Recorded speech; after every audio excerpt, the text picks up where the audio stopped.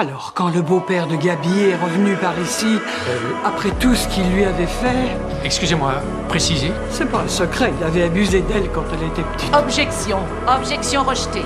Et donc, ce soir-là, quand je l'ai vue qui venait rôder autour de chez elle, je l'ai suivie discrètement.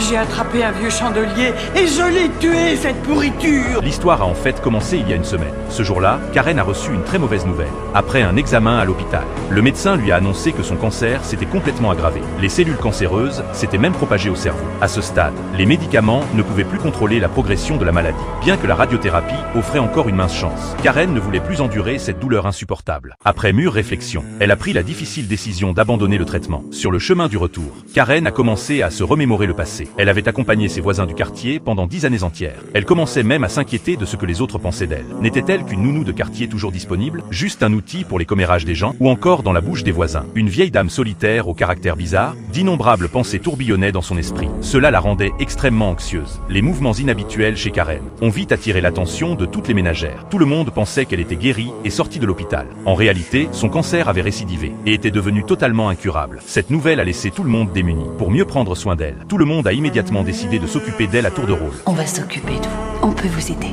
On viendra à tour de rôle. Ce sera pas compliqué. Waouh, on se calme. Oh, c'est très gentil.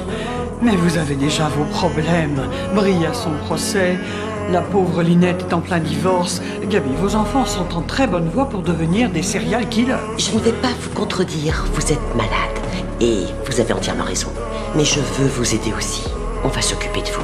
Je vais avoir besoin de soins très intenses. Oui, on le sait. Et vous pourrez compter sur nous.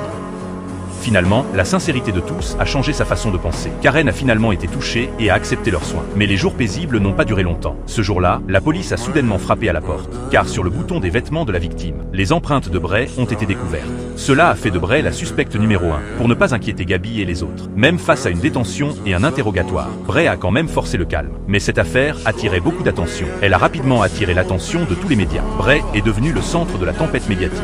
Au même moment, Gabi a appris tout cela par le journal. Elle était très paniquée intérieurement. Mais Carlos a vu clair dans sa panique d'un seul regard. Carlos ne voulait pas impliquer tout le monde. Il insistait pour se rendre de lui-même. Cependant, Gabi l'a immédiatement désespérément retenu. T'es fou ou quoi? C'est hors de question. Attends, tu lis ça et t'éprouves aucune culpabilité? Si, j'en éprouve tous les jours de la culpabilité.